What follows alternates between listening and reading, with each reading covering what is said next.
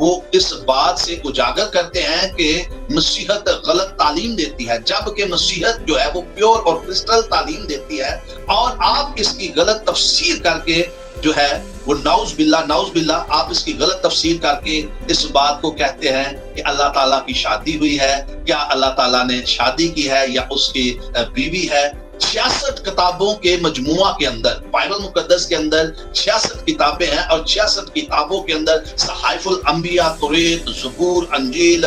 کے نام سے جس کو ہم پکارتے ہیں، کہیں بھی ایسا نہیں لکھا کہ خدا کی شادی ہوئی ہے، اللہ تعالیٰ کی شادی ہوئی ہے، کیونکہ خدا تو روح ہے۔ بائبل مقدس یہ بیان کرتی ہے، توریت یہ بیان کرتا ہے، زبور یہ بیان کرتا ہے کہ خدا روح ہے، اور ہم کیسے شرک کر سکتے ہیں؟ ہماری جو کتاب ہے وہ ہمیں اس بات کی تعلیم دیتی ہے، کہیں بھی نہیں لکھا ہوا، تو ہم کیسے اس کو شرک کر سکتے ہیں؟ مسیح مقدس داؤد کی نسل سے، ان کی پاکیزگی کی وجہ سے، ان کا آسمان پر اٹھایا جانا، ان کا زندہ ہونا، ان کے معجزات اور ان کی خدا کی قدرتانہ جو ان کے اندر خوبیاں ہیں، اس کے سبب سے ہم لقب دیتے ہیں کہ خداوند یسوع المسیح خدا کا بیٹا۔ بائبل مقدس کہیں بھی یہ بیان نہیں کرتی کہ خدا کی شادی ہوئی ہے، اور خدا کی شادی ہونے کے بعد ان سے جو بیٹا جنا گیا ہے اس کا نام خداوند یسوع مسیح ہے۔ قطعاً نہیں، ہم اس چیز کو کنڈیم کرتے ہیں۔ اب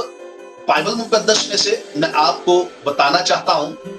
ذاکر نائک صاحب، میں آپ کو بتانا چاہتا ہوں، اور جتنے بھی حواری ہیں، یوحنا رسول سلطان العارفین، مقدس یوحنا رسول کی انجیل، اس کا پہلا باب اور اس کی پہلی آیت۔ اگر آپ کے پاس بائبل مقدس ہے تو آئیے میرے ساتھ بائبل مقدس میں سے دیکھیے گا۔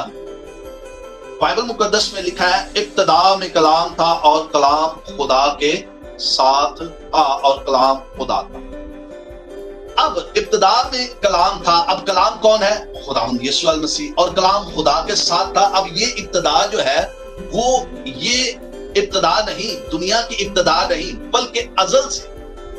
جب سے خدا ہے تب سے بیٹا ہے، اور بیٹا خداوند یسوع المسیح ہے، اور جب سے ابتدا ہے، ابتدا میں کلام تھا، یعنی کہ ابتدا میں بیٹا تھا، اور بیٹا کس کے ساتھ تھا؟ خدا کے ساتھ تھا، اور بیٹا ہی خدا تھا۔ آپ اس کو غور سے پڑھیے اور اس کو سمجھنے کی کوشش کیجیے، اور اسی طرح یوحنا رسول کی معرفت، سلطان العارفین یوحنا رسول کی معرفت لکھا گیا انجیلی بیان، اس کا پہلا باب اور اس کی 14ویں آیت۔ اور کلام مجسم ہوا اور فضل اور سچائی سے معمور ہو کر ہمارے درمیان رہا، یعنی کہ جو ازل سے بیٹا خدا کلام مسیح اس کے ساتھ تھا، وہ